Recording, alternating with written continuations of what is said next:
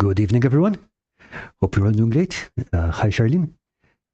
And our guest today is Dave from Grimwood Games, who makes a triumphal return. How are you, Dave?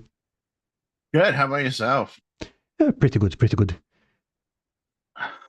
I've been doing some exercise yesterday, and my legs are killing me now, so I'm just happy to sit down and have a quiet I'm talk hoping about to fun stuff. I'm ho- I'm hoping to change my exercise routine after I get this kickbacker kit done.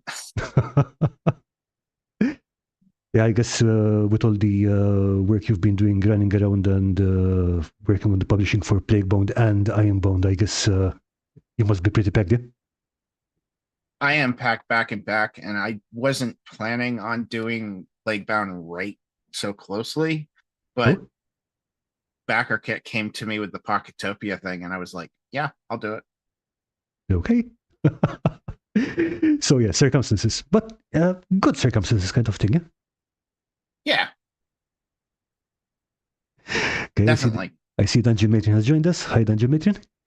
And I'm Mm. just going to drop the link to the community showcase in the chat in case anyone has anything to show off. And since we mentioned the Becker kit, might as well just put it in the chat as well right now, so people know where to find it. And then you can start telling us all about your fantastic new project. All right. I mean, it's a dark fantasy, which is different than Ironbound. Ironbound was definitely modern. This is definitely medieval times. Um, Basically, the world is in the middle of an apocalypse at the moment. So it's Okay. not necessarily like it's not after the apocalypse. It's not before the apocalypse. You're in it. And what has happened is these meteorites have crashed to the world, and they are spreading a sentient plague that is spreading across the world. Ooh, that sounds nasty. Yes. There's a whole corruption mechanic in there that is going to have I'm going to have a table of 100 different mutations that are going to affect how your character's powers work and that type of thing. Okay. So it should be a deadlier game than Ironbound. Ooh, okay. Ironbound is deadly, but this I want this to be feel like when you face a plague monster, you're deciding whether you want to run away or not. Okay, so let's back up a Sorry, second over sorry. there. Over there. So you've got this whole during apocalypse thing, but what's the world kind of like before it gets to that place?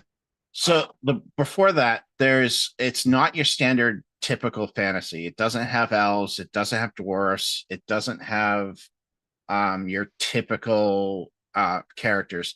There's the species in it are humans, obviously. We gotta have humans so we can relate. But there's a species called Craighorns, which are foul bear for obvious reasons.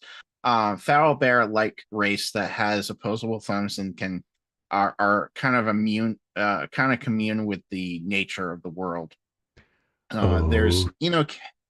There's the Enokins who are a mushroom Western culture, very Japanese oriented style culture. We have the Z3, which are imp-like creatures who have very small wings. They're very uh, cunning and kind of like deviant. Um, you have the Zabians, who are a fish-like. Okay, I They think it look was more like fishes. I do have a picture of there we the go. Yeah. Zabians. The Zabians are kind of like amphibians. I like to think of them as dwarfs mixed with like mermen because So they have this big burly uh beard, but there's tentacles inside it. Uh so and their culture is very Romanesque, so they're very um warlike and military based. okay. Uh and then there's the Urvix, which are big. I like to think of them as what if Predator was in a fantasy realm? So they're hunters, and when they hunt, after they've killed their first kill, they actually take the skull and wear it as a mask on their face. Okay. I mean, it does Um, paint a picture of you know, quite a different world from the generic fantasy medieval world we're used to. Mechanically, they can crush the skulls of their enemies to gain powers. So, like you're gonna probably have a lot of players who take skulls because of that. But they can crush the skull and they get extra power points and stuff based on what they want. Okay, I mean, it's not like most players need more encouragement to take trophies, but yeah. I feel like I'm missing somebody. Yurkin, Z3, Crackhorn. No, I think that's all. That's all 7 of them. Now, if we reach 3,000, we get 3 more. Oh yeah, I saw that you've got some shark people, some evil tree people, if I understood correctly, and I forgot what the other one was. Evil tree people and a goat-like race. Oh, okay, yeah. A mountain goat-like race. Okay. So. Yeah, I mean, yeah, that I like the variety. And I think you mentioned in the Becker kit that Sage from Kazindor Studios was also pitching in with the. Did, yeah. So yeah, he was a crucial at finding, like, because I didn't want the same typical races, like I said before. So he was crucial in helping me guide me which direction to go. Nice, all right. I know he's very busy with his own book at the moment, which is also an Easy D6 supplement, if I'm not mistaken. So yeah, I mean that was nice of him. Yep, he is, and his stuff is really good. His space opera type adventure game is really fun to play. I'll be honest, I've only seen pictures so far. I mean, I like the pictures, but I haven't actually sat down and read any of his work, I'm afraid. But I mean, that could change. But yeah, we're here to talk about Plaguebound, so hit us with the facts. So and then we have seven classes or roles that you can do. Mm-hmm. The 2 new ones from the 2 new ones are Berserker, which are your basic barbarian. They get rage for free. And then you have Shamanism, which can lay down totems to help allies in an area effect. Okay, so rather than casting a spell, they carve a totem and plonk it in place. They have both capabilities. So because they have Magical Society of Shamanism, they can actually cast Shamanism. But they also have these totems which give major boosts to people in an area effect. Right.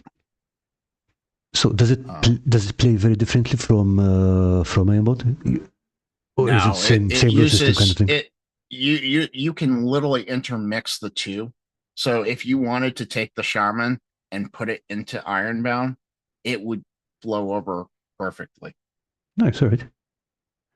The only thing that doesn't really flow over well is the Technomancer from Ironbound, but you could modify that a little bit to make it work. Yeah, I'm guessing the level of technology is a bit too different to make that work right out of the box. Yeah, but you can make it like a tinkerer or an alchemist type situation. So like you could definitely still make it work, but it really, that's about the only thing in the books that don't cross-platform. Okay, so that and guns, because there's no guns and Plaguebound. So there's no gunpowder, so there's no guns. So fair enough, yeah. So tell us a bit about the development of Plaguebound. I mean, how did it start? Well, Plaguebound was actually the original thought process for the Ironbound system. Really? Yeah, way back when I wanted to make a fantasy game. But then I was like, why am I making a fantasy game when everybody else makes a fantasy? So that's where I switched to more modern doing an urban fantasy. But originally, Plaguebound was I had this idea of this sentient plague coming to take over the world um, long before Ironbound even started. I think I even did a 5e version of this world at one point, Okay. if I remember correctly. Um, and so that the development started way back when. So I've been developing that slowly for years. I've put my head down in the bunker of the development ever since Ironbound went to the editors. So now I'm really getting into the nitty gritty of like this country's name is this and it doesn't like this country and this country and there's kind of like a war going on here type Okay, so situation. deep into the world building weeds. Call it Nice. rule exactly, yeah. But I want to keep it kind of brief like I did in Ironbound. I don't want to go like this is the way it is. I want it to be loose enough so that people can be like, oh, well, that's not how it's going to work in my world. Yeah, I and mean, be able to change it. I think the descriptions of the different districts and stuff and factions in Ironbound was just pretty much just right. It was enough material to work with without going into this is how the people in this place make their underwear and stuff like that. It's and Plaguebound will be a little bit more detailed so far. But then again, Ironbound was a lot more detailed when I started. I cut out a lot. So we'll see if that happens here too. So why did you have to cut things out? Was it something like, hey, we need to fit this in a reasonable amount of pages or maybe too detailed? No, it was more of like I wanted it to be able to be adaptable to however somebody wanted to play at their table. And as I gave more information, like all those factions, even though I have like a paragraph or 2 paragraphs of them, I have 3 or 4 or 5 pages of data on those factions. Like I had a lot more information, and then I was like, no, I need to really reduce. I want this. I want this available to make it their own. And I'm trying to do the same thing with Plaguebound. I want to be able to make it so people can take this world, and if they wanted to add elves, elves, dwarfs, and stuff back into it, that they could. I see. Yeah, I get the amount of detail thing. It's like we've seen products where there's so much stuff specified. I am not even sure anyone would even read the whole thing. And yeah, I see that Najimitrin is laughing at the underwear thing, but it's kind of a joke. But is it kind of, because the level of detail you get sometimes is like, why did they feel the need to specify this? Exactly. Like so far in the cities, I specify a leader of the city, the culture of the city, and the any kind of like festivals that might happen in the city. And so far that's all I have. So something just enough for you to build off from. I'm probably going to add the factions are going to be more world-based than city-based. So you're going to have like world factions that affect every city a little bit. So that's where the factions are right now. We have several different factions like the Z3. There's an assassin guild that it pretty much is, they kind of go all over the place. And then the humans have a lot of factions who are about law and order and that type of thing. Okay. There's 12 gods, so there will be gods in this one. So that will be interesting too, because I don't think I write religion very well. So I mean, is it that complicated to fit into a structure?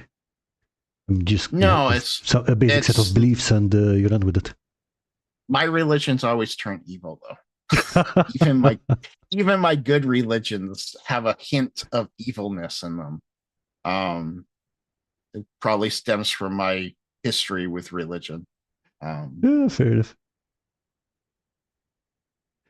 I mean, still, it is a really important part of world building, and I like that you mentioned the festivals and stuff, because that was something that I had found in Warhammer Fantasy Roleplay, and it adds a lot of depth to the world. But I've never really seen it done much anywhere else. Yeah, I'm really focusing on each city having at least 2 or 3 festivals or rituals that they perform. It that came about because I was thinking about the Jorviks and their hunting mentality, Mm-hmm. and I came up with like a trial for their young children to go through to earn their mask, and that's where that I really enjoyed including that, so I really pushed it first. Very intriguing. So the Sentinel idea, the sentient plague, is basically it has the capability of getting into people's minds. And initially, in the adventure I created for this, it starts out being a dumb plague. It's not very smart. But as you go through the adventure, it learns how to manipulate people more and more.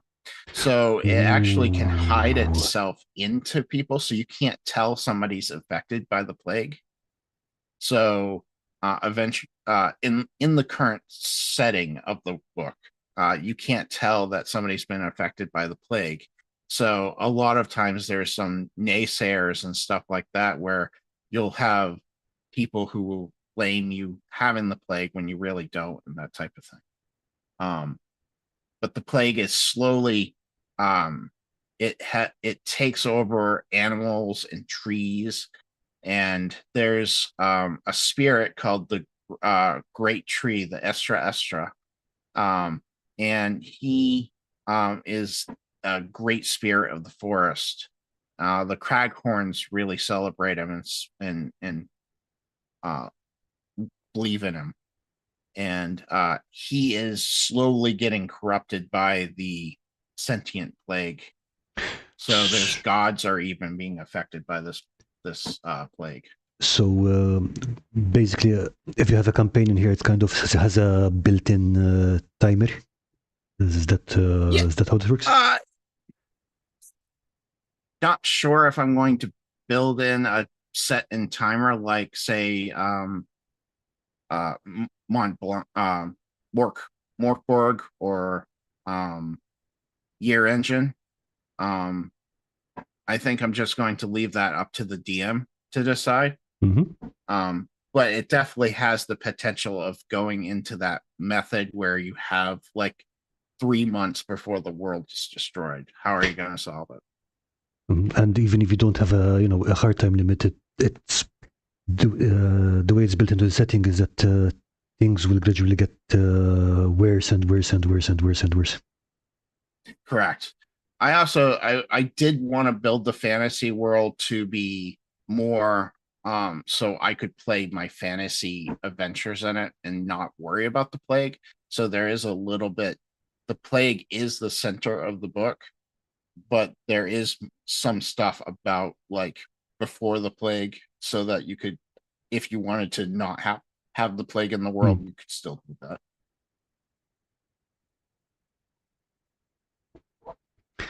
nice. It's like it's interesting. How do I put it? It's an interesting premise because I mean, if you do put it in, it's like you've got whatever is happening, then be the supervillain, but then you still have this thing happening in the background. It's pretty nice and Well, twisty. I've definitely made sure that there's some political issues going on also in the book. So you're not just dealing with the plague, but you're also dealing with a war that is happening between several species.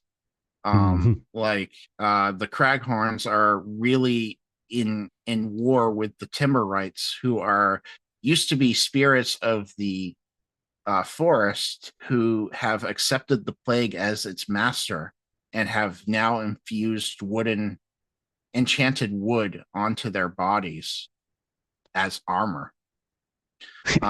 So they're definitely fighting. The Colvinator and the Terax. Oh, that was the other species I was missing. I knew I was missing one. Okay. Terax. The Terax are dinosaur, basically lizardmen with feathers. And they're a mountain race, and they can glide from one peak to the other because Ooh. of their feathers. Um, and Dinosaurs did it. Why not lizardmen? Is my thought process with that one. Okay, so we've got dinosaur people, sea dwarves, wood people. Oh yeah, it's a good variety. Yeah. So is there kind of like a, I don't know, how would you see a typical party in this setting? It so far it's varied from players to players. Most of the time, I've had them basically. What is the goal of the plague when it becomes sentient?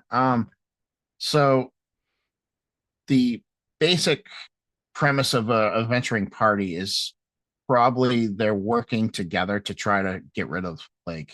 Is the most basic one that I've done. But there are some good factions who um, are working together to try to solve the wars.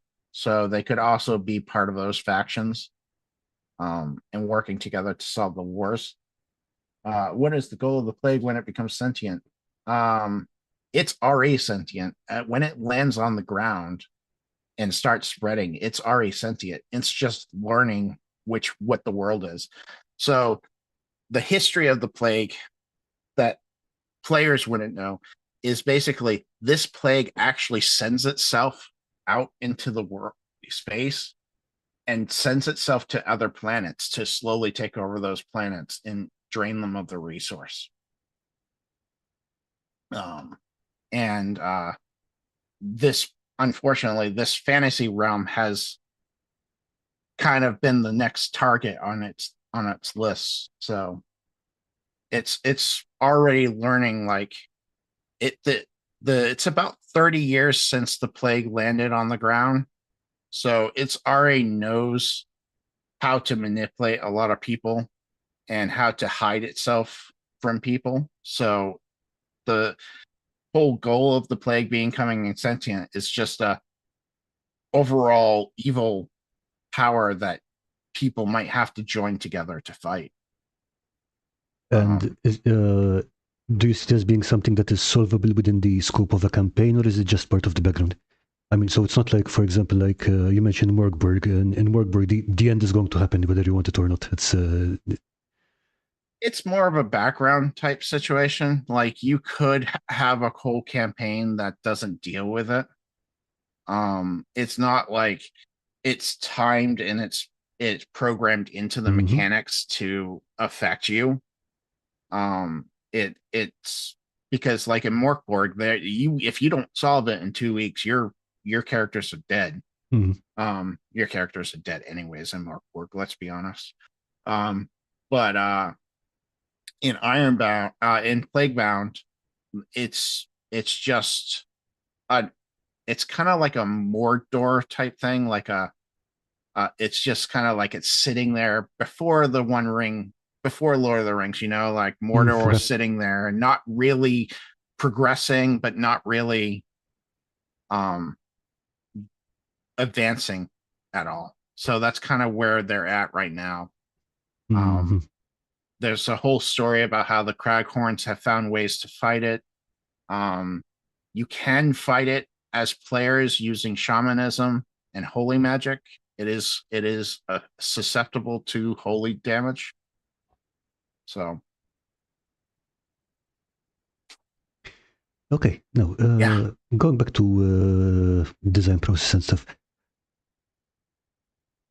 did you find the process of designing or even choosing things for Plaguebound would be very different from what you did for Ironbound? I mean, the genres are different, the tools you have to work with are different. Did you find a significant Yeah. difference? As far as designing the world, yes, I've found that I'm going back to my typical fantasy roots with designing, which is I make a map. I use the map to create more cities, and then I create NPCs in that cities. Where in Ironbound, I created players and created NPCs, and then put those NPCs into a map, which was a little backwards than the way I normally work. So it's kind of nice to get back to the way I typically work. Um, versus trying to shove a city around factions. Mm-hmm. Um, Yeah, no, so yeah, go ahead. no, I was saying that in urban fantasy you've got not all of the things, but you've got uh, you already have a rough idea of how 80% of the world is supposed to look like, at least. Not necessarily how it works, but definitely how it should look like. With this one, you're Yeah, going to that's go completely off the rails. correct. This one is a full world, so it's going to be a lot more work, honestly. But I want it to be I want it to feel lived in, like Ironbound. I think that's the best thing about Ironbound is it feels like it's a lived in world that you can actually see living and breathing. Um, I want to do the same thing with the instead of just the city, but have it worldwide and see what happens with that. And sorry to jump onto something else, but you mentioned shaman magic and holy magic. Are you still going with the free-form magic system for this one? Yes, I'm still going for freeform system. Nice. The only major difference is shamans have totems where they can actually throw them down and create an area effect. Where in Ironbound, if you need to affect multiple targets, you actually have to spend energy to affect those multiple targets. Um, there's feats and stuff to allow you to get like 2 free targets, but there's no real area effect in Ironbound per se. Um, Gotcha. so this introduces an area effect type feel to it. Um, Okay. And I know you got a cleric class, so is that kind of are the powers of clerics restricted based on what they worship, or is it wider, narrower? How does that work? um, sorry, Karl. Say that one more time. Okay, when you've got clerics, and I'm guessing they're the ones who use the Okay. holy magic. Is it restricted Yes. by what they worship, and how does it work? It works. Honestly, I did not specify their like religion affecting the magic per Mm-hmm. se. So it works very similar to the priest in Ironbound, though they have a lot more healing capabilities and a lot more um boost of allies. Already in Plaguebound, there's almost 100 more feats than there were in Ironbound. So you're already boosting, having the capability of getting customize your character even further. Yeah, I mean, I had a look at the tables and not the tables, sorry, the words. I know words. The list of stuff and customizability is pretty heavy. I mean, that's the whole point. That's where Ironbound system gets its crunch is its character customization. It's not necessarily crunchy when you play; it's crunchy when you make your character. But yeah, I mean, the plenty of options, and if you want, would you like to go over how that works real quick? I know that Oh, you work with how feats and flows and stuff like that. So how about yeah, a quick summary? so basically the way it works the same as Ironbound. So the way that system works is character creation.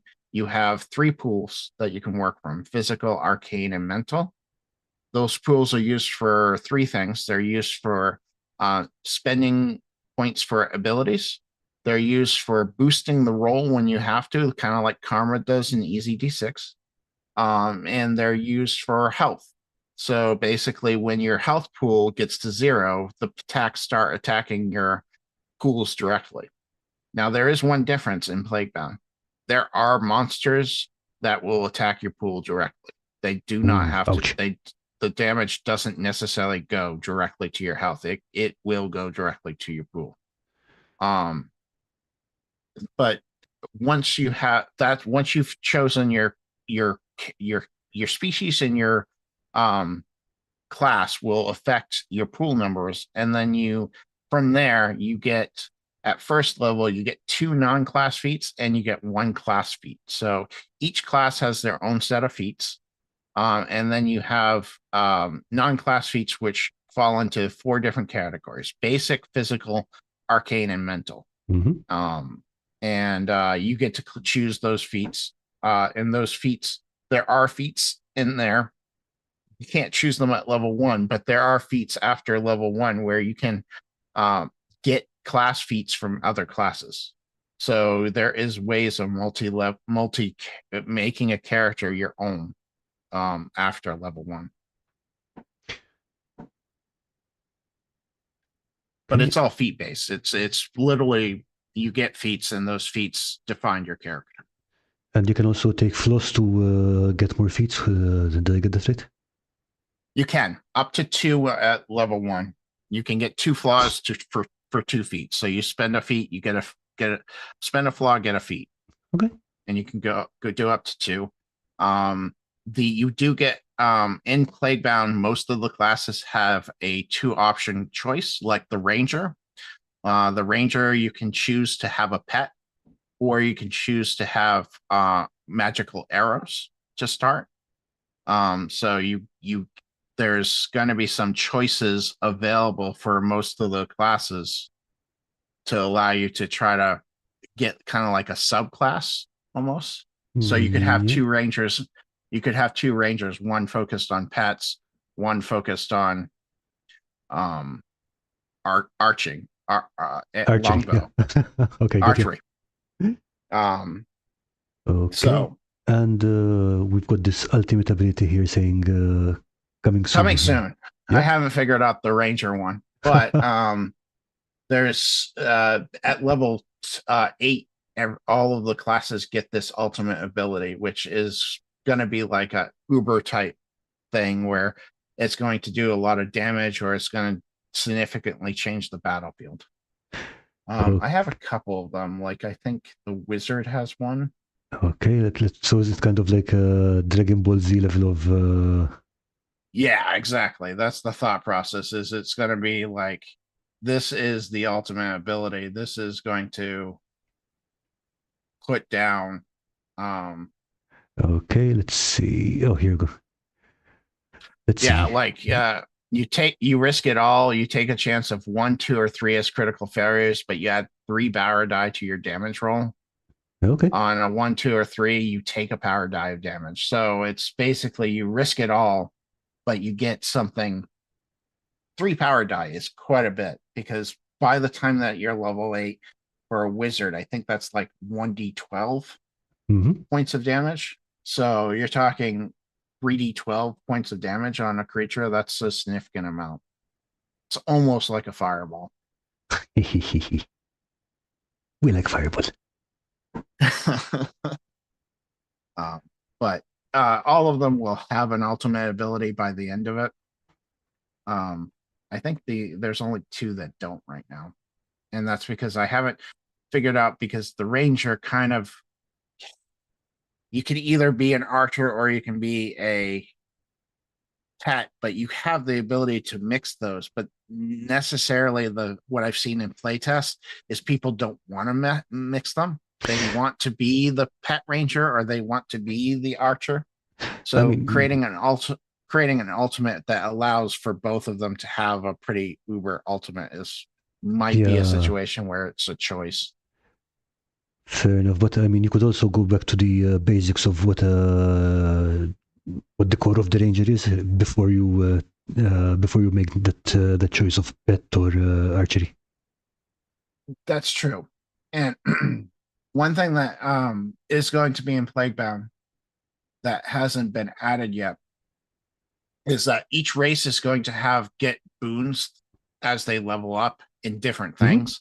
Like the thief is going to get a boon when he's using lock picking and stuff and get a boon for different thievery type things. The ranger is going to get a boon when they're tracking, when they're hunting, and that type of thing.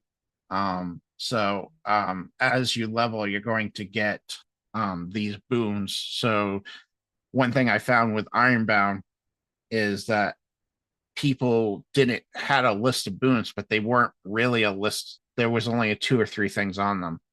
They weren't getting any extra boons or any extra banes. So um, that's what I'm gonna try to. That's gonna get added. It's been added already. It's just hasn't been updated in the current alpha. And So speaking of leveling, you're going for a milestone-based system here, yeah? You're not tracking experience points and absolutely. Same thing as Ironbound. It's milestone. It's when you feel like the story deserves an update. okay. To the players deserve that update. Was there a I just was the reason why you went for that particularly? I just like milestone. Um, Plus it makes things so you can balance things easier. Yeah, Um, I mean, look, I'm with you. I mean, the milestone system works. Makes a lot more sense to me because getting better at things. I don't know if you're a wizard and you get better at being a wizard by hitting rats with a stick. It's kind of exactly. Like it's one of those situations where um it's not a video game, it's a role playing game. You're trying to create a story together. If your wizard is suddenly level 10 when you're still at the beginning of the story, that just doesn't make sense. So and unless you start out at level 10 and have a high level but then the whole story campaign. revolves around being top level kind of thing. Yeah? Exactly. Yeah, you know.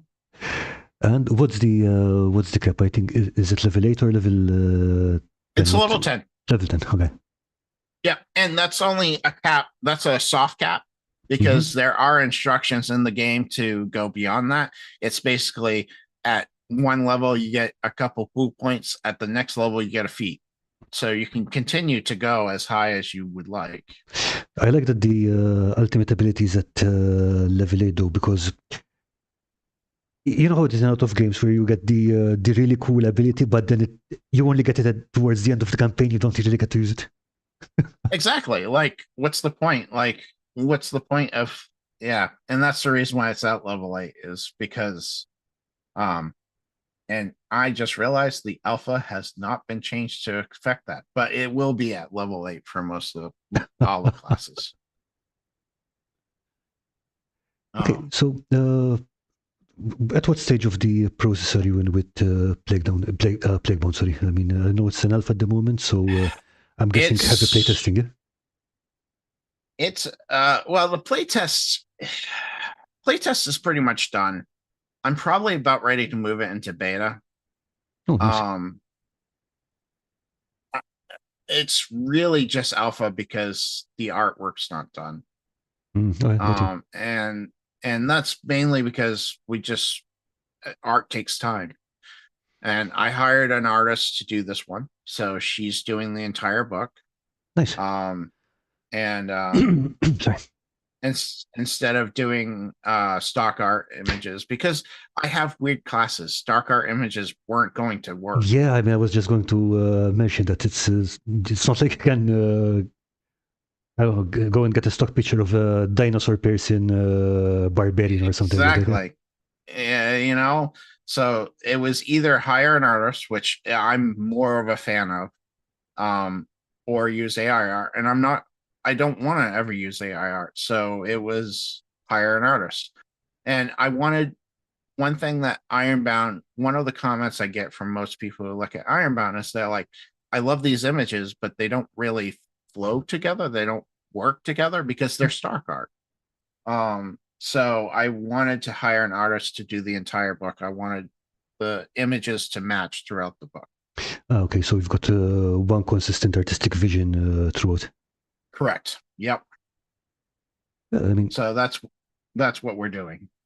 I don't usually mind having different styles in the same book, but to make that work, you really need literally an artistic director just working on that. Exactly. Which, And yeah, so it that would be a bit much. which takes time because there's one artist doing it. So it's not going to be something, there's probably going to be like 40 some odd images because that's what was Ironbound. So you're talking, it's going to take time to do. So we're probably at, I would probably say 20 or 30% of finished product right now. As far as writing is concerned, we're probably more like 60%. And I'm very happy with the layout I did. So, which I just recently updated. So we're probably good there too. So it's just a matter of getting all the art done. Nice. And more money I make, more artists I can hire. As long as they can match her style, I can hire more artists. So Okay, so that's that nudge, nudge, wink, wink. I'm just going to drop the Becker kit link again. There we go. Would how do you go about hiring an artist? It's something I've been very curious about. it's very difficult. How do you even find an Uh, artist in the first place? Like, Honestly, I hunted around. I I I I get messages frequently from Discord for artists, and I always ask them for a portfolio because I'm always looking on the hunt for a new artist. And but the problem is I also had a price range that I had to settle on for this book. So like I couldn't go any higher than a particular price range because I knew where my budget was for this book. So that was difficult in hiring an artist. I happened to find my artist through one of my players in my playtest. They had their daughter isn't was looking to get into art, and she needed some experience. So I'm decided. I said, hey, I'll hire her to do this. Send me some of her pieces, and I'll take a look at it. And they sent me some pieces, and um, you can tell she's a young artist, but they're really good for a young artist. So I think throughout the book series, it's just going to get better as she has more and more experience. Um, and I think uh, that's where you got to find when you're looking for when you're a small publisher like me. That's where you're going to go. You got to go for the young artists and give them experience and give them that experience that they need to move forward. nice. But you also have to pay them well Oh, enough for what obviously. they deserve. I mean, if you don't So pay the artist doesn't stay an artist because they're going to have to do something else to survive. exactly. So um, that's that was a major thing for me, and it took me months. Probably, I've been looking for an artist since the last time I was on your show Oh, for well, okay. Ironbound. So it's been a long time trying to find an artist. So just to circle back on this for a second, how is the process? Is the process of working with one artist very different from working with multiple artists? Because I know that a couple of pieces were commissioned for Ironbound rather than being stock photos. Yeah. Um yes, because you have to explain to the other artist the style that you're trying to go for. So if you have multiple artists trying to explain what the style is that you're trying to go for is a little bit more difficult because you have to have them match. Where with one artist, you're using their style to do your book. So if if you want a particular feel, you have to find that particular artist type deal. I got you. Okay, so if you've got multiple artists, you have to explain the content and the style, whereas if you just got one artist, you just need to explain the content. Correct. Okay. Yep.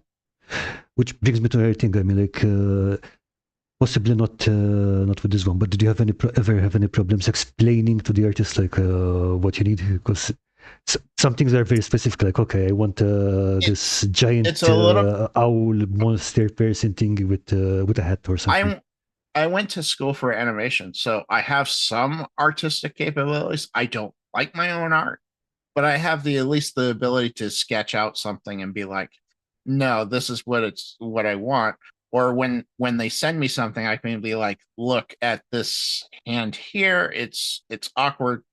Try to fix it, make it I get you. better. Okay. Um, Yeah, I mean that would be much easier to explain things. It's like, here, this is what it looks like. Make it look pretty.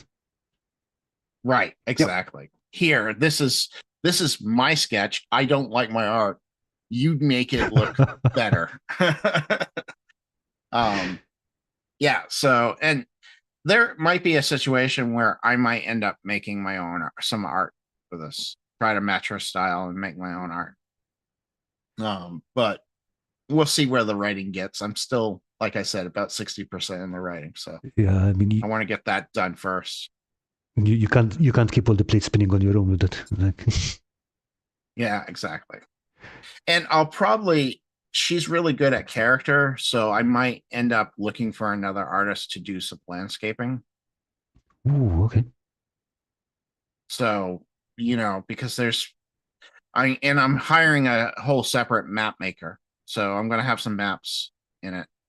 Um, like I'm going to have some of the capital cities are going to actually have maps in it that are going to have more detail in them than Yeah. some of Oh, the other cities. yeah. I didn't even think about it because we're just talking about artists and illustrations, but there are different. You know, a picture isn't just a picture. You've got maps, you've got locations, you've got people, and yeah, it might be a bit much to expect one person to be able to run the whole range. Right. I'm mainly I feel like most of her stuff that I'm going to get from her is going to be character type stuff. And I have a lot of that in the book. I definitely want a lot of that. But I've definitely been looking around for a landscape artist to do just two or three different pieces that I'll pay individually for to get like, that Lord of the Rings landscape Okay. view of the city. Um, like the Zavian home city is a spiral. Basically, it's a spiral city that leads to one big tower in the middle, and each of these it's on a cliffside, so there's like waterfalls going into a lake. So I want to get an image of that. That's gonna look cool. Yeah. So that's on my list of images to make.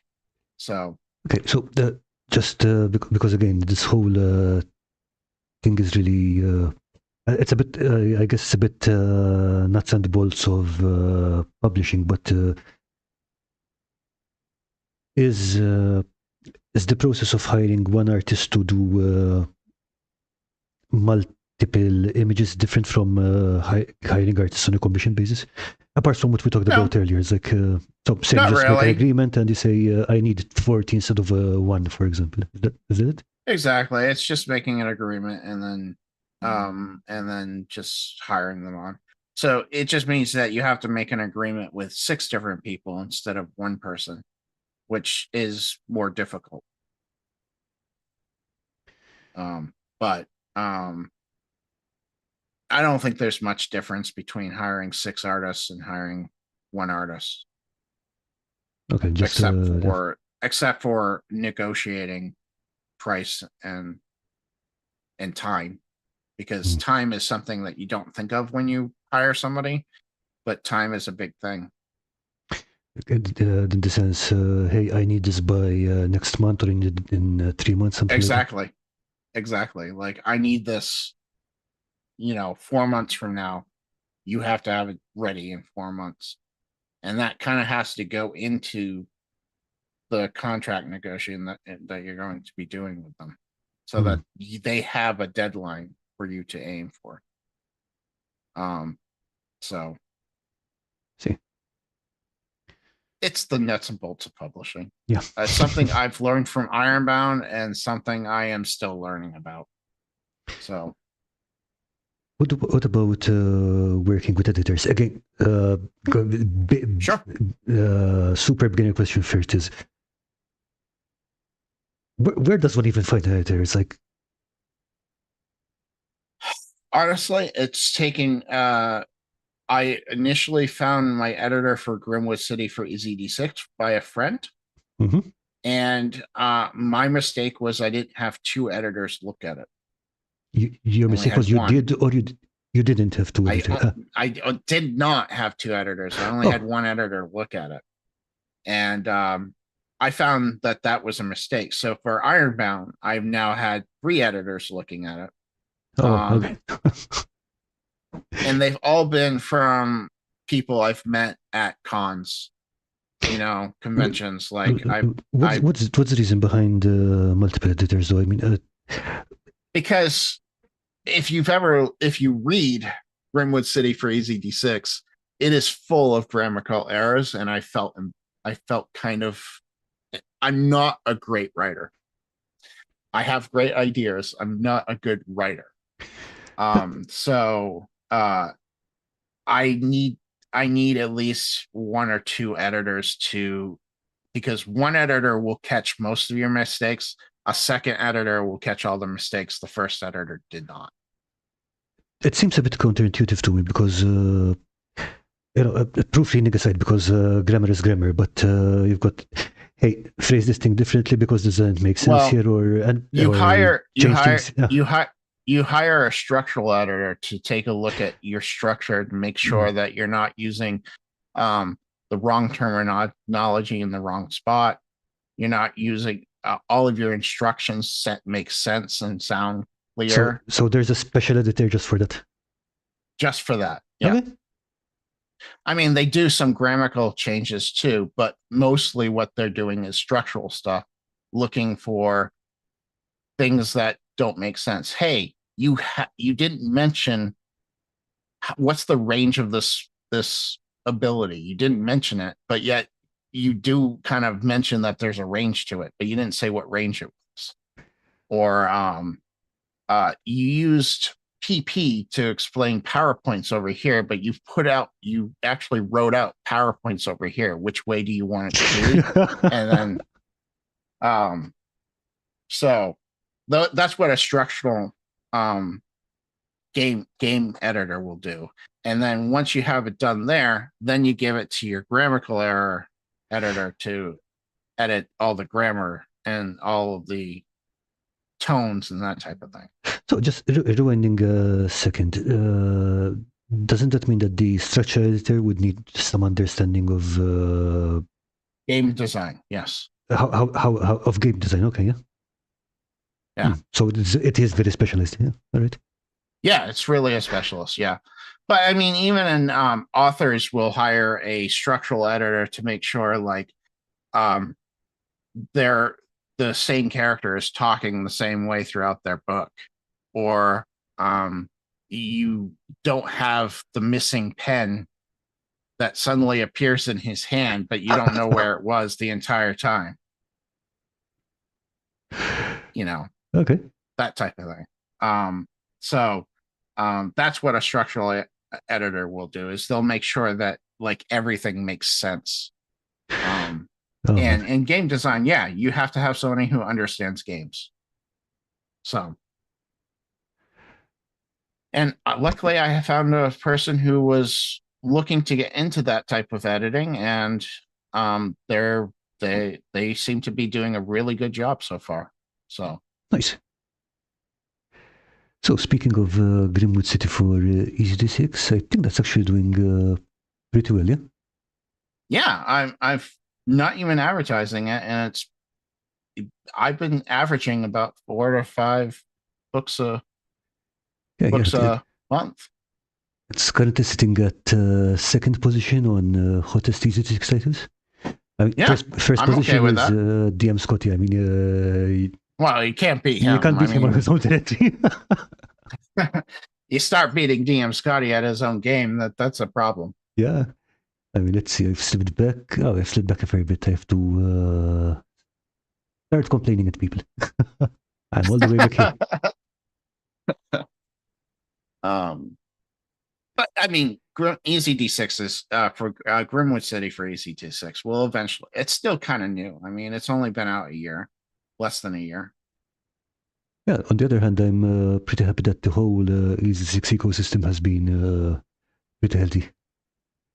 I love the Easy D6 ecosystem. What DM Scotty has done and how he's made his game open for anyone to create stuff for it is amazing. Oh And yeah. Ironbound is the same way. It is an open system. You have anybody has the right to make something for Ironbound system. So Okay. So basically, you're going to go with an open license as well, and just 100%. nice. Yep. 100% going with an open license because I find that why would you not? That's just going That's to a very sell good you point. more books. That is a very good Just going to point. sell you more books. So, Yeah. I mean, I like that thinking, and I remember way back when the original open system license went out, but when was that? 2001, 2003? so it was before I got into Easy D6. So, yeah, it must No, have no, been no. I mean around like that time frame. the third edition open license from Wizards of the Coast, Oh, way back. yeah, that way back when that was 2001, Something like 2000, that, yeah. somewhere around there. Yeah. And I remember thinking when they did that, I was like, oh, okay, this is nice, this is interesting, it's cool. What I did not expect was the growth of a whole industry around it, which made it especially confusing when they decided, hey, we're not going to do this anymore. My dude, it's like It's what's selling your 70% of your books. market. Yeah. It's like it's what's selling your books is that people buy the books to go with this supplement. Yeah. I don't know. But yeah, I mean, I agree it is a great idea for any system. I'm just I'm I'm not here to make money. I'm here to have people play my system. Yeah, that's the thing. It's like, it doesn't matter how good you are. It doesn't matter if you're working on something full time. You cannot outright 100 other people to 100 other people. And No, if I you want to can't. keep your system alive, then you need that. Yeah, I can't hire a staff of 100 people to write me campaigns and adventures and stuff like that. But if I make it open, people will write it. Most likely, is what I'm hoping for. Yeah, I'm sure they will. I mean, like, So it is a solid system. So I know that you've got some further ideas after you finish Plaguebound, but we can talk about them I do. a bit later. How about you tell us a bit about the a bit more about the publishing system, because I know that you're still going through it with Ironbound, so I think it's still fresh in your mind. And Oh yeah. so let's see. We got Uh to art editors. Editors get done, and what happens then? Print. Okay, Finding a printer. And the, that does not sound from the way you said it. That does not sound easy. it's not. It's not easy at all. It's easier than it was 15 years ago, Yeah, I would imagine so. I would hope but so. Yeah. it's not easier. It's still not easy. Like it, especially if we're a small publisher who, honestly, I don't have a lot of money. So it's not like I'm sitting here with a $10,000 grant going, okay, now I'm going to make a book. It's I have maybe the 2,000, maybe $3,000 that I made from Ironbound, plus a little bit of my own investment into this. So it's like I've got to find a printer who will print cheaply but effectively. And honestly, I ended up going with drive-through because drive-through, though their quality is not as good as some printers, I will admit that. They're super easy to print from. They're super easy to print from. And the other print on demand type locations I found, they weren't as easy to their templates weren't as good. They weren't if their templates were good, then they were really hard to upload to. I tested like 3 or 4 different print on demand type All right. places before I settled back on drive through. And the thing with drive-through is it's got kind of, if people are looking for a tabletop RPG, that's where they go. A built-in audience. It has a built-in audience already. Yeah, I mean, I think you mentioned Lulu earlier. I printed a technical book with them in good God, 2014. I want to say it's been a while. They're also very easy to publish to, but that's the thing. Tabletop RPGs are not their core market. People don't know to go and look there. Right, exactly. And yes, they can get you on Amazon, which is helpful. But even at Amazon, people aren't searching for indie RPGs. They're searching for D&D. They're searching for Pathfinder. They're searching for, the big names. They're not going on there going, okay, where's Ironbound or where's Easy D6? They're looking at drive-through for that type of stuff. So I decided I would go drive-through again. Nice. So publishing that also solves the problem of I'm guessing distribution. I'm guessing that warehousing is not an option. Distribution's very expensive. I can imagine. I did contact several distributors, and they're not unreasonable. I mean, what they're doing, it makes sense what they're charging. But again, drive through, I don't have to worry about distribution. Plus, I'm guessing that again, you've got to print them, you've got to store them, and then you've got to ship them. You can't have 3 million copies lying around your house. You got to package them, you got to ship them, you got to store them. I have a very small house. It's not very big. It's maybe 3,000 square feet. It's not very big. It's very small. And I can't store 2,000 books in my house. It's just not going to happen. So yeah, print on demand's the solution for me. So, and it's not the solution for everyone, but it is the solution for me. It's working.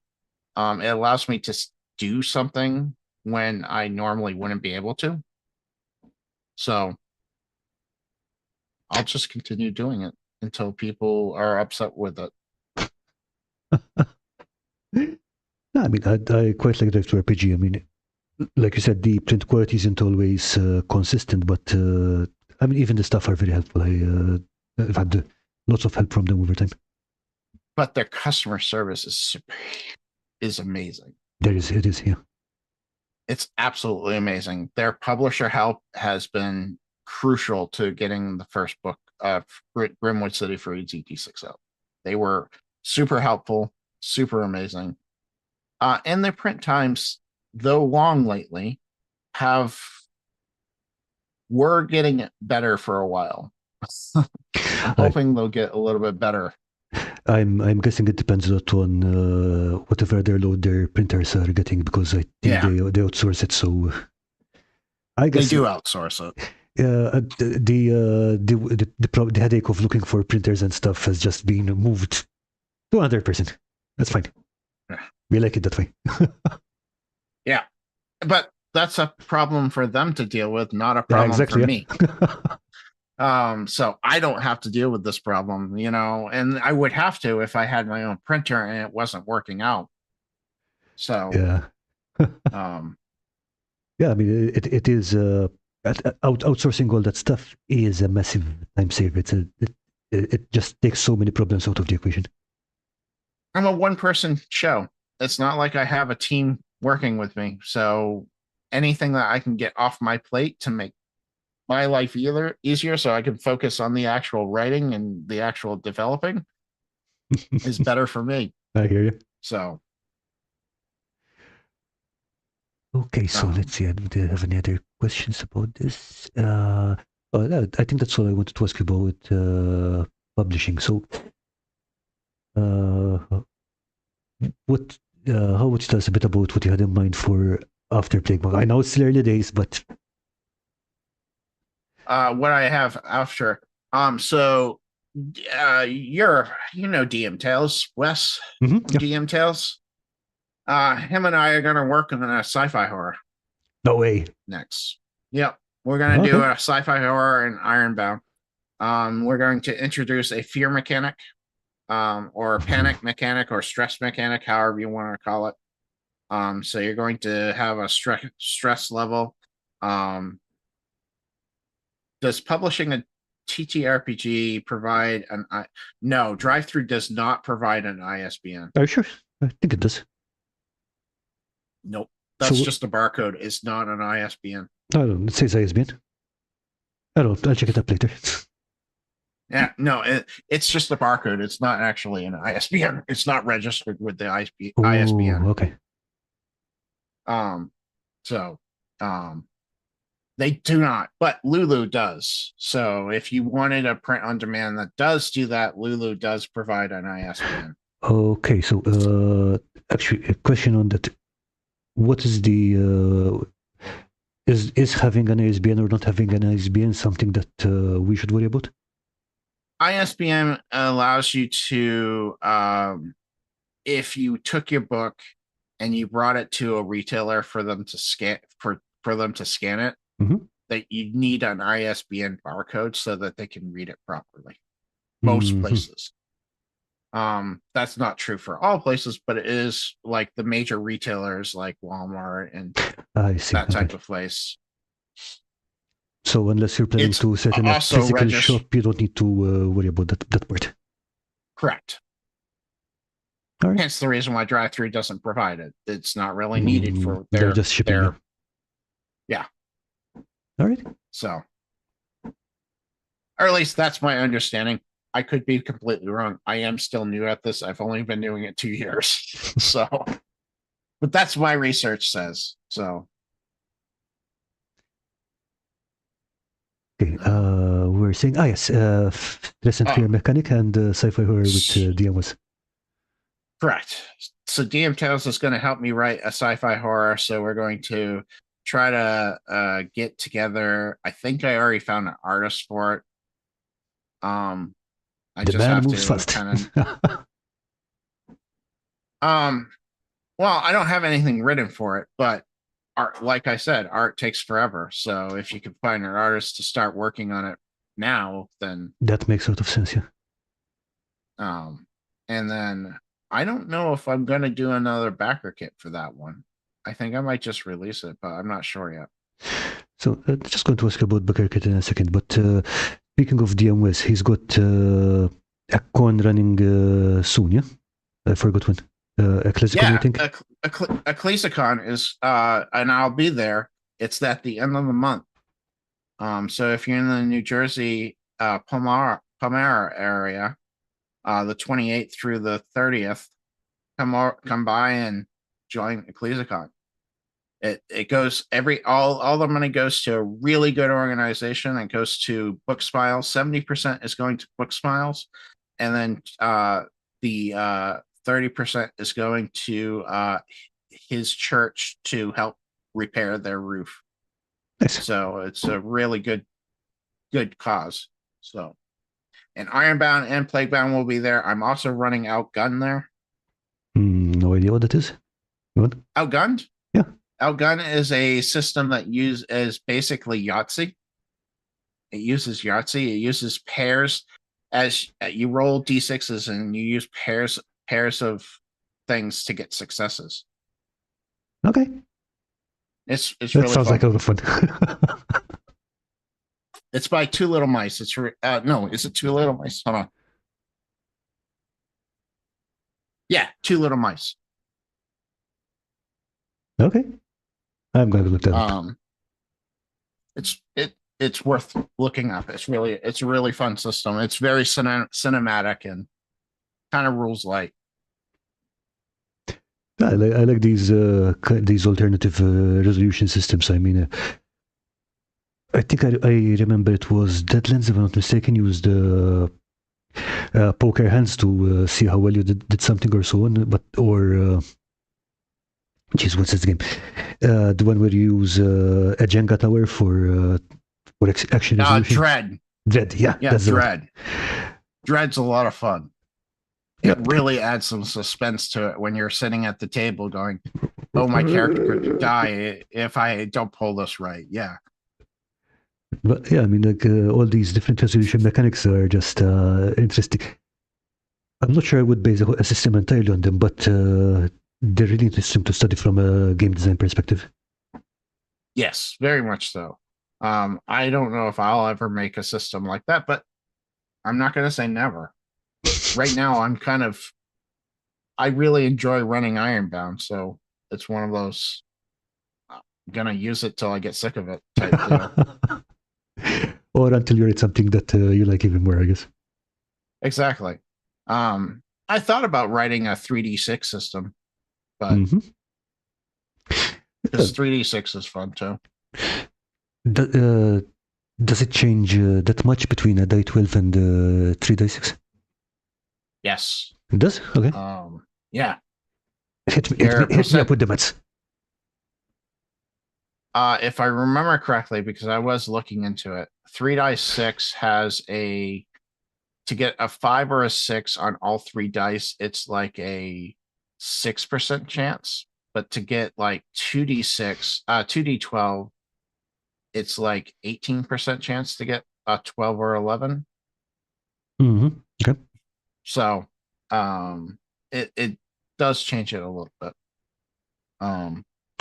Now to get just once, a lot of 3d6 games, and I just played a game on Avenue Studios, which was a 3d6 game where you added everything up instead of just find the one success or Mm-hmm. 2 successes. It was you add it all up. Like, it was really fun. Time consuming because you're doing a lot of math, but and we all know how I feel about math in games. I'm with you on that one.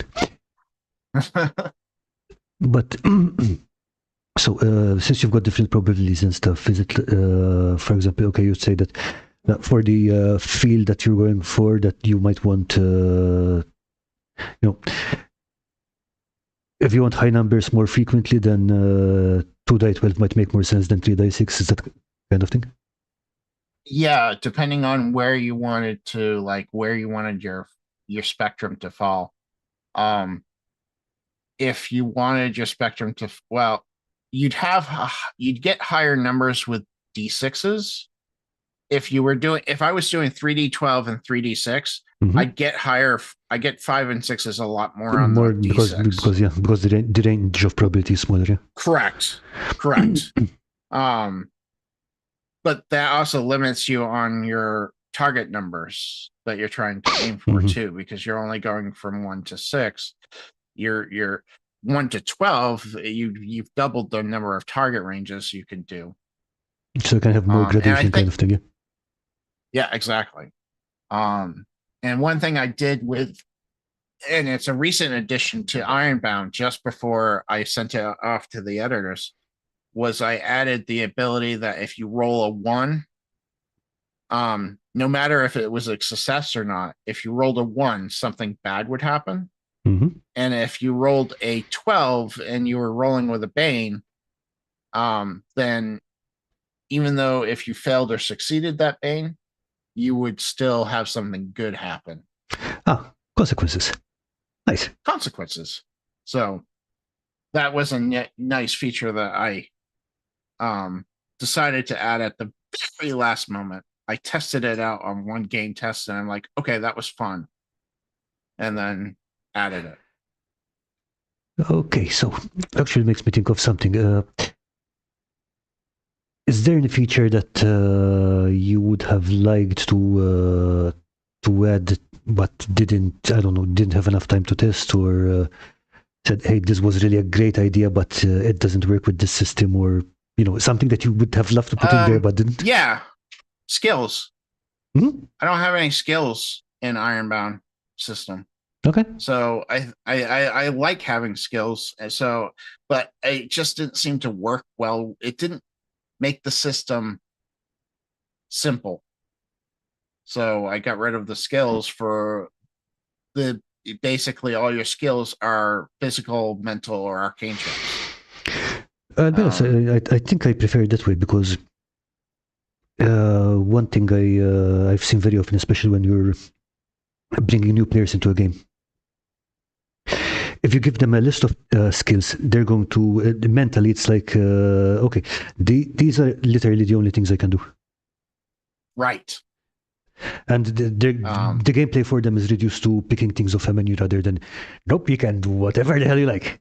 Go crazy. Well, I mean, the one thing I found with not having skills though is people are like, what am I using for this?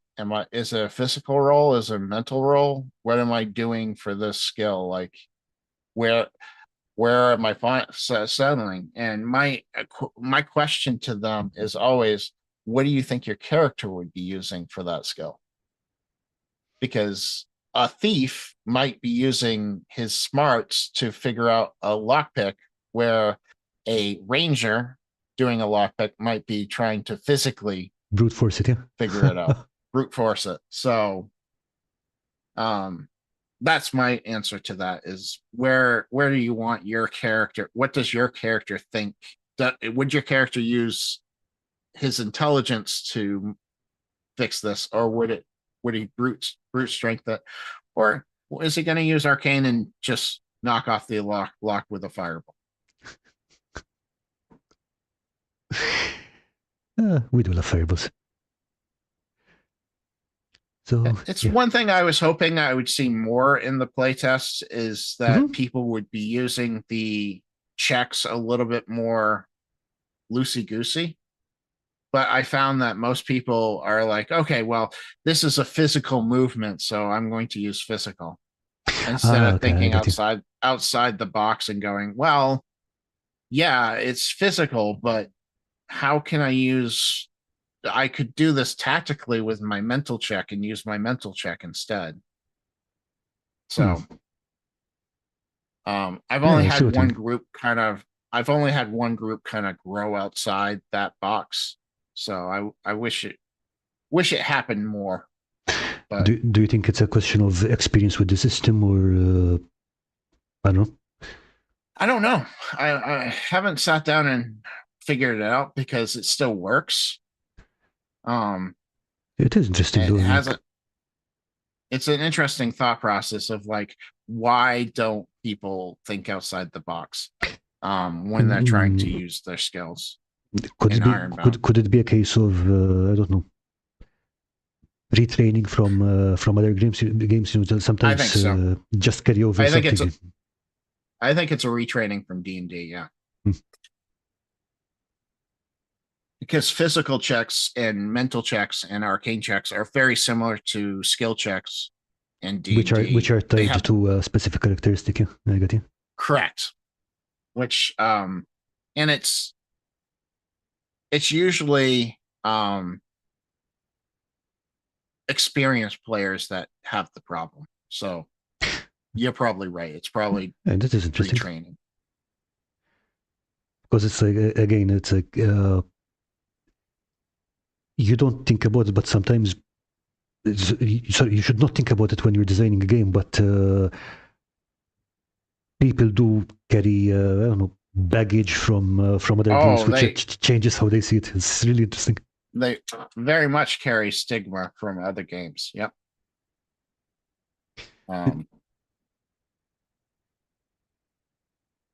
Did you ever have a problem? Because I've heard about this happening and I've seen this happening, but do you ever have a problem with Ironbound where someone will say like, I don't like this because it's not like this other game? I wish. Seriously? I don't have a lot of people who don't say. I don't have a lot of people come out and tell me directly, and I wish they would. I don't like Ironbound because I know there are people who don't like it. I just want to know why they don't like it. I mean, that would I be don't super care useful. that Yeah. they don't like it. I really don't care that they don't like it. It's what I like. My, but I'd like to know why they don't like it. What don't you like about it? But a lot of people are kind of a little bit too nice, and that's I when I find playtesters who aren't nice, I try to have them come back because playtesting is the key to a good game, and you want people who will tell you the honest truth. You know what? This isn't working. This here is overly complicated. It doesn't make sense to me. Yeah. Great. What doesn't make sense? Like where are you confused? So that is more helpful than yeah, it was a great game. I liked it. Yeah, I mean, I get what you mean about people wanting to be nice and whatever, but seriously, criticism is literally the most useful thing you can hand anyone. 100%. Give Okay. me criticism. I want it. I crave it. So if you ever play in one of my playtests, give it to me because that's what I want. I don't want to just hear, yeah, that was nice. I want to hear I mean, that's literally what you why liked. people are in a playtest. Why you put people in a playtest. Yeah. What do you like? What didn't you like? What worked? What didn't work? What did you feel awkward about? That's sometimes it's not necessarily that it didn't work. It's what's awkward. This feels awkward to me. Why does it feel awkward to you?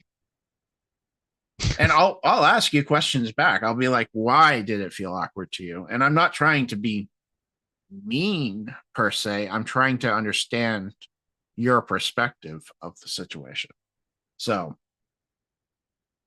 but those are people. If you can find people like that to play test your game, you're going to have a better game than people who just say, "Yeah, it was fun. Thanks. It was a lot of fun." That that's not helpful, people. Thank you. But thank you. I appreciate you like the game, but that doesn't help me learn from your experience. You're a person, you have experience. What did you feel? How did you feel? It's one of my pet peeves as a game developer. I Yeah, think it's a lot of game developers' pet peeves, honestly. It's why game developers have game developers test their stuff. I've noticed. yeah. I mean, the thing is that, for example, even outside of a playtest, we're just playing a game. If someone tells me, "Hey, that was a good game, it was fun," I'm like, "Was it though? Are you just, are you, you know, are you just trying to, not make me sad?" Exactly. Like, I know you had fun. I can accept that you had fun. What did you find fun about it? Not just I had fun. Tell me what you had fun about it. Tell me what you enjoyed, what you didn't enjoy. As a But game yeah, developer, that's what I want to hear. As a DM, that's what I want to hear. I want to improve as a DM every time I DM. yep. And yeah, the statistically, I think about 95% of DMs, which is a totally accurate number I just pulled out of my ass, have imposter syndrome. So yeah, please let us Yeah. know. Well, and I right there with them. I have 100%. I have imposter syndrome all the time. I'm having imposter syndrome right now, but you got to just work through it.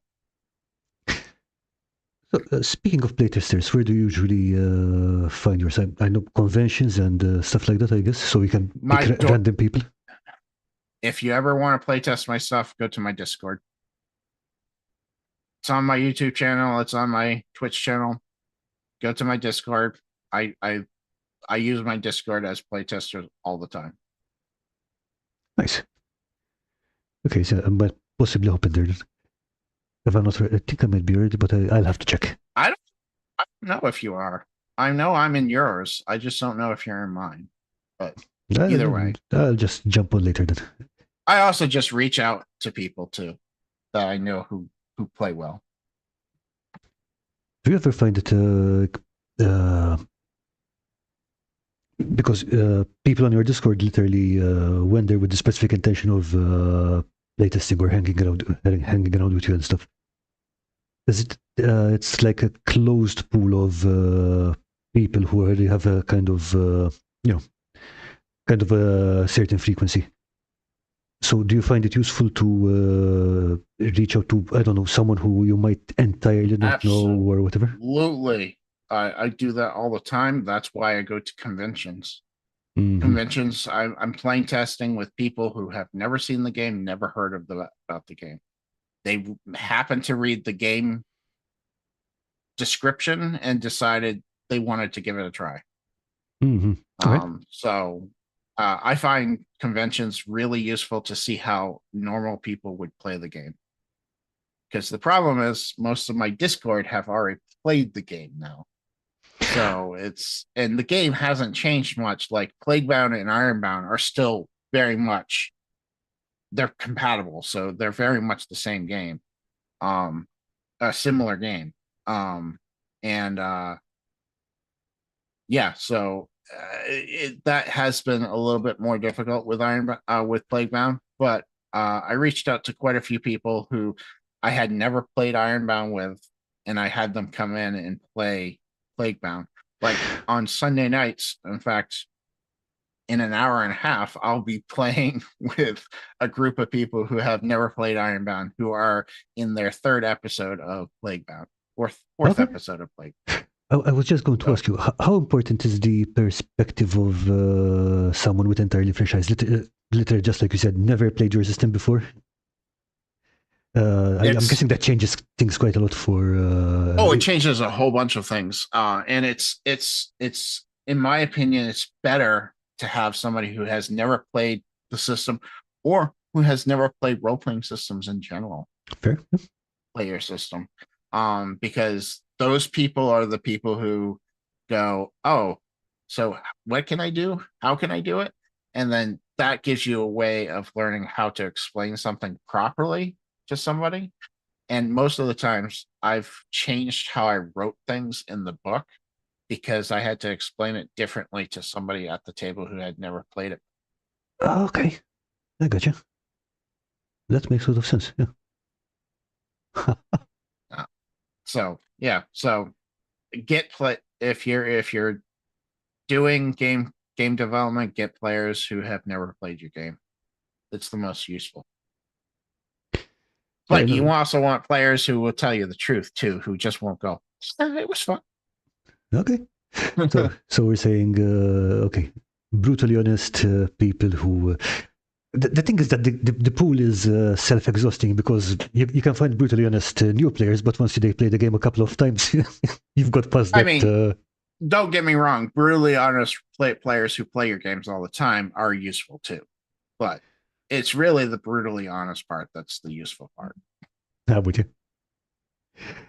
I mean, you've only been doing this for a couple of years, but that sort of game designer and game publisher knowledge you've accumulated already. So that's pretty good stuff.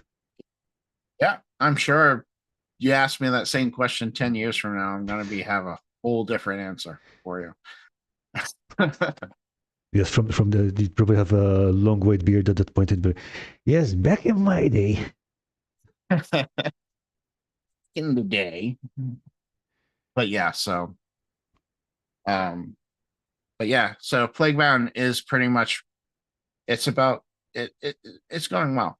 It's better than I was expecting it to be because when I joined the backer kit to do the backer kit, it was 3 months ago, and I had nothing written. Seriously, so so that alpha stuff is literally that's fast moving, all right? Yeah, I mean, I type fairly fast because I'm a programmer. So I just let the words come out, and then I edit myself and re-edit it and rewrite it. But yeah, it was fast moving. So I mean, most of the mechanics were done though. Fair, yeah. I mean, like, we've got the basic system coming from Ironbound, so there's that. Yeah, so the bones were there already. It was just a matter of adding a few things and modifying the mechanics a little bit. Okay, So you've got the Becker hit here, and I see that you've already blown past your goal. I That's really reached my good. goal. Nice work. Yep. Yep. I'm very happy about that. Looking to get that 3,000 because I'd like to get those three classes, three species in there. Because I think they're my favorite species of them all. All right. So could you tell me a bit about Becker Kit? Because I have no idea how crowdfunding works, except as a Becker kind of thing. I mean, it's basically they take a certain percentage of whatever you succeed in funding. I mean that part I understand, but what about what do you even need to get started? Because you've got a pretty complete spec of the thing over here, and I mean, that's the thing. You just want to make sure why I went with BackerKit is they basically had a good tutorial on like how you make a successful BackerKit. okay, This yeah, is that helps. what you need. So they had a really good tutorial on that. And when you go, you have to submit it for review before they'll accept it to actually go live. Okay. And they'll give you a whole bunch of recommendations. So they don't actually throw you in and sink or swim. I mean, they do give you some. Exactly. Nice. They are BackerKit's been super amazing. I don't know if Kickstarter is. I've never done a Kickstarter. Oh, look, but nice. Yeah. And those are just examples. I don't know what the dice are actually going to look like by the end, but I'm going to have if you cross collab, if you back my kit and my partner's kit, you will get dice, a pair of D12s. Okay, so here we have the stretch. I mean, even something like this, for example, how do you even decide what a stretch goal would be? Honestly, I knew what I had. I went back and forth like 6 or 7 times with what my stretch goal should be this time. And somebody read my, because these species were supposed to be just NPCs, and somebody read the species and they were like, I think it was Sage actually from his and he was like, you should make these player characters. I'm like, I already have a lot of player character classes. Yeah. How about this? I'll make them stretch goals. If we reach the stretch goal, we'll do it. Okay, I mean that's a good way of deciding on what a stretch goal would be. Yeah. And then the Foundry VTT module, that's just, I already have it pretty much built. Yeah, So you've already have one for Ironbound, yeah? right, correct. But for the system, but these are this is going to be a module that has everything in the book that's going to allow you to just drag and drop onto the character sheet and build your character. And then initiative deck of cards was basically, there's initiative is card based, so that was a pretty easy stretch goal to decide. And then Echoes of the Falling Star I already have written, so it's pretty much going to come out either way. Okay. Interesting. In the meantime, I see that you had a character sheet here. Is it still valid? It is still valid. All right. So, I mean, since we're here, how about you walk us through? Because I see Destiny Dice, I see Marks of Doom, Corruption. Let me grab this and make this a little bit bigger for me. Hold on. Because I can't see it from where I'm. 1 second. All right. No, I'm good. I just needed it was my screen that I needed to make larger. All All right, so you have destiny dice. Destiny dice are dice that you get at the start of your um session. Uh-huh. Those can be used to re-roll any die in the game. Damage die, attack die, it doesn't matter. You can re-roll any die in the game with a destiny die. Something you're probably familiar with the hero die from Pretty much, yeah. Easy Okay, I get you. D6. And then you have Marks of Doom. Marks of Doom are pretty much death saving throws from Okay. D&D, but I also use them for exhaustion. So when you get exhausted, you get a Mark of Doom. Okay. And there are some abilities that will give you Marks of Doom from enemies when you fail a test. Mm-hmm. Corruption is basically every time you get infected by the plague, you get a corruption point. Okay. After you get 3 corruption points, you have to take a mutation. Yes, I saw that there's a whole section down here. Yeah. Yeah. There's Bad. mutation. Yeah. And mutations have both a benefit and a bane to them. So they have a boon and a bane to them. So they'll give you a benefit, but they'll also give you a bane at the same time. You have your health pool, which is basically your hit points. Mm-hmm. You have your health die, which is basically the die that you roll every time you level level and get your health. Mm-hmm. Your arcane, physical, and mental pool. These are the essential building blocks of the game. Like I said at the beginning of this stream, they're basically used for abilities, extra health, and then they're also used for boosting the roll. Okay. Underneath that, you have you have the arcane you have the defense roll. I should mark that. These boxes over here. Yeah, those boxes right there. Those are going to be defense. Those, defense work and Ironbound, the way defense works is it's damage reduction. So if you have 6 physical defense, that would be you every time you take physical damage, you -6 from it. And then power die is used for pretty much anything that gives you an extra die in the game will be a power die. Mm-hmm. Wizards actually do use it for their damage also. Okay. And then you have your boons and banes. Typical, if you get a boon, you get 2d12 or 3d12 or 4d12. They do stack. If you get a bane, same thing. You're very familiar with that. I'm pretty sure your audience is very familiar with boons and banes. And then your equipment section, and then your feat section. Just a question about the equipment, because I see it's all in boxes and stuff. Are you going for something like Knave or Mouse Ritter, where you've got equipment slots or stuff, or is it just designed like that? What I found is that when you design it like this, people are going to write in anywhere they want anyways in their inventory box, I've noticed. Mm-hmm. But when you put boxes in there, they'll actually write meter, because they'll put it wherever they want, but they'll have those lines to base it on. Okay. That's all it is. I debated for a while of doing because you're only allowed to carry 10 things at a time in Ironbound.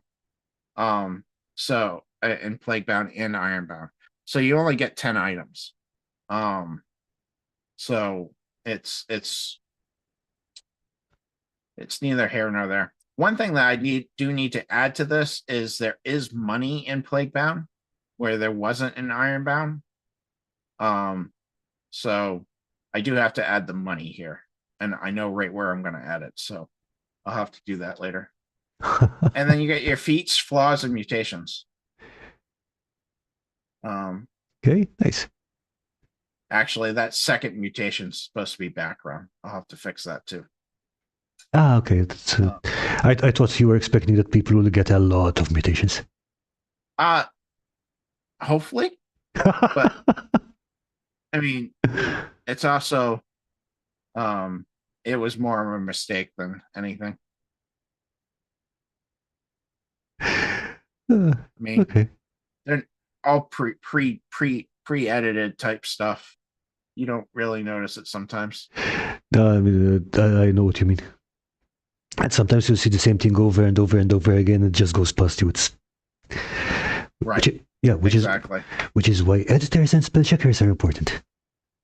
That is the reason why you just look at it. I'm constantly looking at it 6 or 7 days a week. I'm going to miss something. So Okay, speaking of looking at things, how about we have a look at our Discord and see what people have posted? sure. Okay. Ooh, Oh, there we go. I think it's only one item this time, but it is a big one. This is from Veska from Sahacraft, a great guy, and he's got this miniature. that's really pretty. Yeah, it is. I like. It's very I colorful. love the colors. Yeah, that's exactly what I was going to Yeah, say. He's even got a lot of. Yeah, I think he's got miniature food and fruit and stuff there. that's really well done. Like, I wish I could do stuff like that. I'm not that crafty. What you guys do on your channel, on your Discord and your channel, it's amazing to me. Yeah, I've I don't been. have I don't have the patience you guys have. It's, to be honest, I sometimes I find it more rather than being something that needs patience. I find it's more something that therapeutic almost. It's like, okay, this time sit down and make something with my hands. That's the way I see it, at least. It's not something that I find stressful or something, so it isn't really something that takes Jesus Christ, that's a big cleaver. That butcher is not very neat. Yeah, I mean, that is a massive cleaver, like I said, but yeah.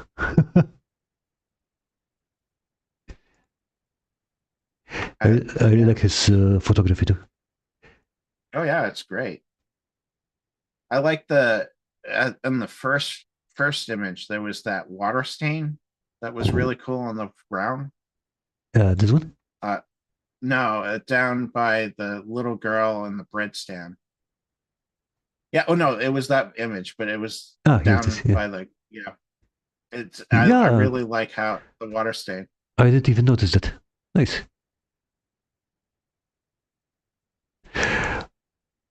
But yeah, this was Saha Crafts. Really I nice love guy. it. That's great. And weapons. And tiny pots. To be Always ve- gotta have tiny pots. yeah, I mean, what else are people going to break? Exactly. It's great. That's amazing. Yeah, I definitely want to play around with some polymer clay when I have some time because I've just been seeing people make these small food items and things, and yeah, I want to make some. Yeah, this is really well done.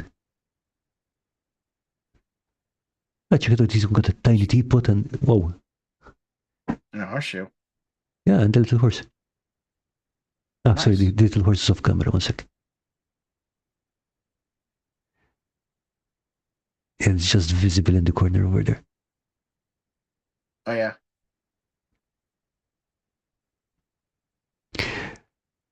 Okay, so actually, oh, yeah, there's one more.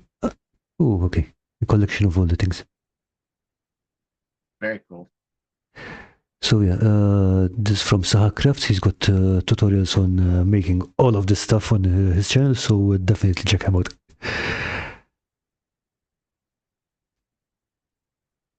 Yeah, you guys have great things on your channel. I always So forget to got take to and post take. progress pics. That's okay, Yeah. Lisa. I mean, you can always post the finished pieces whenever you're comfortable. Okay, so Dave, any other? Nothing that I can think of. I think You've exhausted my knowledge. Yeah, I mean, it's been super useful talking to you. I mean, that's the things you brought up were really good points. What I will do again is I'm just going to drop your Becker kit link in the chat again for people to have a look at. And back it so that we get the shark pirate people. We like we like pirates. Sharks not so much, but probably we could work around it. I just think they're going to be cool. They're going to be like a whole piratey type like race. So like they're going to have like pirate captains, and there's going to be like a captain circle that meets every so often. Yeah, I've been thinking about this, haven't you? Oh yeah. I'm always thinking. I'm constantly thinking about stuff. Yeah, I'm already thinking about stuff that I can add to Ironbound after doing stuff to Plaguebound. So okay, it's not that I want to rush or anything, but when do you think we'll hear anything about the sci-fi horror edition? Oh, 6 months, I think. It depends on how fast I get Plaguebound done and how bored I get. Okay. To be honest. I was expecting to hear about like a year or something, but hey, man. No, I always have to keep myself busy, so it wouldn't surprise me if it goes faster than that. Well, fingers crossed for that. I mean, it definitely sounds interesting. I am looking forward to get a few games of Plaguebound in, but I like the system, but yeah. Your take on a fantasy world, especially the whole sentient plague thing, is really fascinating. That I want to play around with that. Shark people don't need Oh, I love you, Dungeon Master. Okay, but yeah, I mean, sci-fi horror, oh boy. Oh yeah, sci-fi horror. It's definitely going to be alien inspired, 100%. But I'm hoping to throw my own mix of mix into it. So I want it to be unique. If I can't make it unique, there's no point in doing it because there's already a really good alien RPG out there. So true, yeah. That's it. I mean, like I said, you managed to put your own spin on a fantasy, which is possibly one of the most commonly done genres. So I'm expecting you're going to find something with sci-fi horror. Yeah. But still, that's what I'm hoping for. No rush. Focus. You got to finish Plaguebound first. You're going to finish Plaguebound. Finish Plaguebound. Plaguebound. I'll finish. It's just a matter of I am 100% focused on Plaguebound at the moment, and then in about 2 weeks, when I get everything back from my editors, I'll have to switch gears, which will be a little difficult because I'll have to switch gears back to Ironbound to finish that up. But I'm hoping Ironbound should be out end of April at the latest. Okay. Maybe early May, but I'm hoping end of April. It depends on how long drive-through takes to get me a book. And then Plaguebound, I'm hoping to get next year sometime.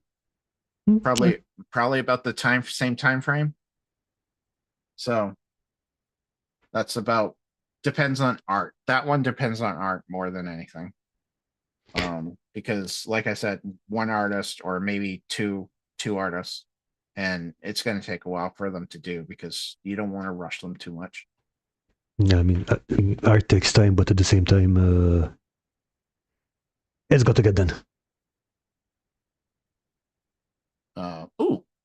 Speaking of art, here. I'm going to send this to you.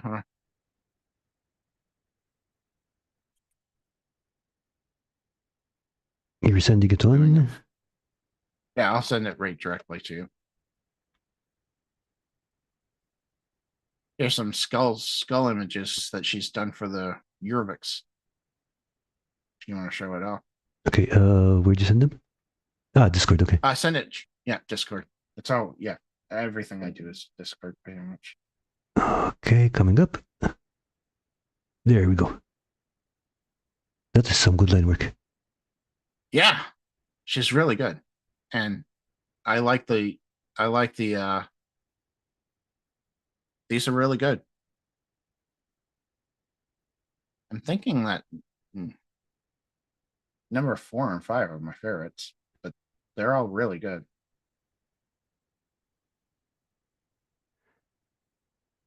I mean, the 2 looks definitely like a bird skull. Yeah, 2 looks interesting. All right. Yeah, but yeah, Cool. like I said, they're all pretty good. You're going to have some thinking to do there. Yeah, like I said, the Eurvex are very much a hunter pack type thing, so it should be interesting. Yeah, good luck. And after seeing that, I think I'm really looking forward to see more art from this. Yeah, I think she's gonna get better as she goes. I think she's gonna get more comfortable with the world and be able to do more. Nice. So yeah, I think I should probably let you go get ready for your game because we're closing in on 2 hours. Yeah, no problem. Thank I you so appreciate much. you having me on. I'm glad you could join us because I mean this was really interesting and very informative. Excellent. Yeah, and we should try to schedule a game sometime soon, and just get together a team Yeah, and drag us through Plaguebound. yeah. I would love to drag. Oh, we should get the group together that helped that went through Bruce's stuff. See what they do. Get Yeah. Bruce and get Wing us and thanks. Yeah, we could do that. We could do that. Anyway, Dave, thanks again. This was really good, and thank you all for watching. Hopefully, we'll possibly not next Sunday, but remember that we've got the Don't Make It Weird crafting challenge the Sunday after that. So if you got your builds going, remember to submit them in the Google Drive. Once again, thank you so much, and have a great week. Bye. I know.